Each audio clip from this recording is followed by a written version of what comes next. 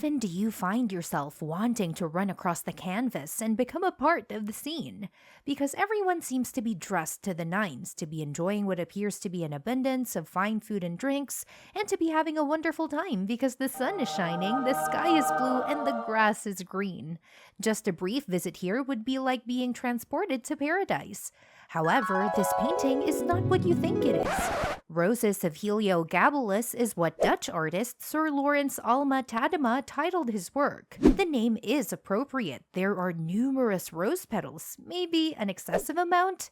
A banquet hosted by Roman Emperor Heliogabalus or Elagabalus is shown here. Even though Alma-Tadema painted this in 1888, the event shown here occurred in the early 200s AD. If the tale of this meal has survived for over 600 years, it must have been a good one. This picture really shouts of decadence and relaxation to me. There are guests sitting at the table in the backdrop. Some are relaxing in the foreground, and it's clear that some are astonished by the roses and rose petals that are falling from a low ceiling above them, while others are not. The golden figure somewhat off-center to the left immediately catches our attention. Heliogabalus's mother and grandmother plotted a coup against the reigning emperor in 218 AD, which resulted in Heliogabalus becoming emperor.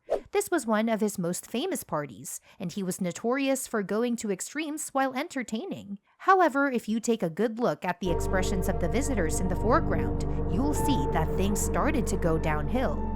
All of a sudden, people are freaking out, and for good cause. Heliogabalus isn't generous, but he's smothering them. Some of them have already suffered serious injuries, while others are now only realizing what has happened to them. A lady holding a pomegranate seems to be absorbing what's happening as she stares at us directly with a helpless, perplexed expression on her face. The mood of the setting abruptly shifts from airy and bright to dark and frightening. This must be a huge wonder. Surely he just intended to surprise them with a gorgeous shower of roses, and he simply added too many by mistake, right? Wrong. Is it possible that he has psychotic tendencies? Is everybody here a psychopath? It was only natural for me to follow the gaze of the other diners to figure out what they were concentrating on. Some of them seemed to be looking directly into the eyes of those who were about to die. Heliogabalus is frightening. You can tell he's pleased with himself because of the expression on his face. His easy position, as if he were laying down to read a book rather than about to commit murder, only serves to heighten the impression that he is completely insane. This picture gives us a glimpse into the mind of a troubled person, at least in my opinion. Even when people are dying, everything seems happy and cheerful. So who is this Heliogabalus? It's hard to distinguish truth from fiction. He was the focus of several exaggerated stories. The children he allegedly sacrificed all had two parents, ensuring that they would suffer the most possible emotional distress.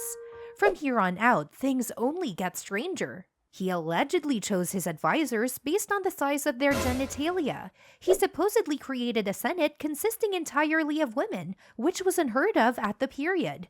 History books vary on whether Heliogabalus identified as he, a she, or a they, but he was certainly the first trans emperor. Word on the street has it that Heliogabalus once begged to be treated as a woman and even wanted to undergo a medical transformation so that she may be properly acknowledged as such. Legend has it that at one of his feasts, he invited many people but only fed the elite's actual food, while the rest of the guests were given false food made of wood or wax that appeared genuine until they tried it. His grandmother had had enough of his brief rule, so she had him killed. His young cousin, Severus Alexander, was installed as king.